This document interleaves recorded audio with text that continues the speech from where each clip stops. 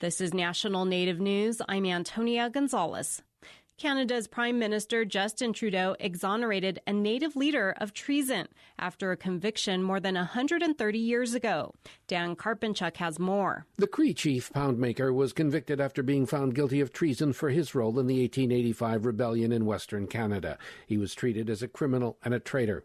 A Canadian force had attacked Poundmaker's village in retaliation for what it claimed was looting. The troops were forced to retreat, and Poundmaker stopped his own fighters from pursuing them. At a ceremony on Cut Knife Hill, the site of the battle, Prime Minister Justin Trudeau fully exonerated Poundmaker and said Canadians need to know the real story. The Government of Canada recognizes that Chief Poundmaker was not a criminal, but someone who worked tirelessly to ensure the survival of his people, well-deserved reputation as a diplomat and peacemaker.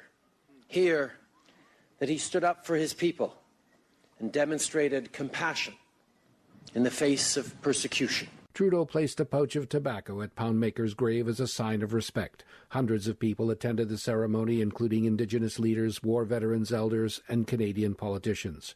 The national chief of the Assembly of First Nations also spoke about who Poundmaker really was and how that's reflected today. He's a statesman, he's a diplomat, and he's a warrior, but he's a warrior for peace. And it's that truth that comes out today. After his conviction, Poundmaker was sent to a Manitoba prison. He was released early because of poor health. He died 4 months later. For National Native News, I'm Dan Karpenchuk. Montana Governor Steve Bullock and members of the American Indian Caucus held a ceremonial signing Thursday for a number of bills. 5 bills focus on reporting and investigating missing and murdered Indigenous women in the state. Other bills seek to honor Montana's Native American history and heritage, which includes the permanent display of tribal flags at the Capitol and creating a memorial highway named after Native American veterans. 12 American Indians are serving in the Montana legislature, which is having an impact on Native issues. A nonprofit organization in South Dakota, which helps Native artists across the country, is expanding. China Lockett reports. First Peoples Fund has been operating out of Rapid City for nearly 25 years. For the majority of time, the headquarters has been in a small shared office building. Now, the organization has purchased the whole space.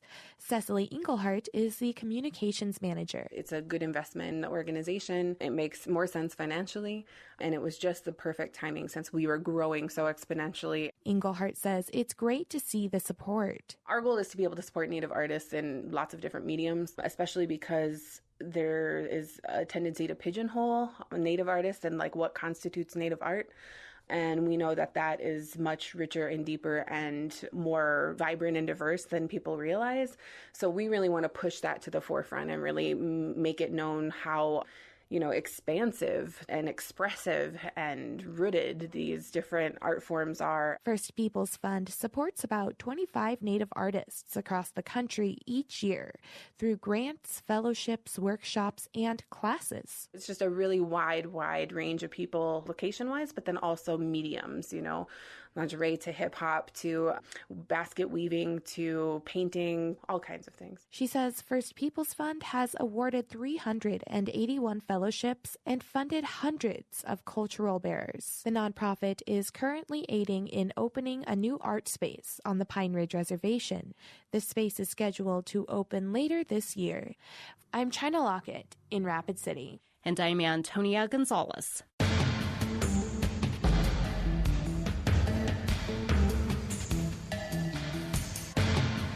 National Native News is produced by Koahnic Broadcast Corporation with funding by the Corporation for Public Broadcasting. Support by PrairieEdge.com, where you can find a full selection of Pendleton products, traditional ledger art, beadwork, and quill work, as well as a complete line of Native books, music, and movies in Rapid City or online at PrairieEdge.com. Wopila. My day one. My day one. My day one. My day one. My day one. My day one. My day one. Day one. Telling inspiring stories of alcohol recovery. Recovery works. Hope starts here. Go to recoveralaska.org to learn more.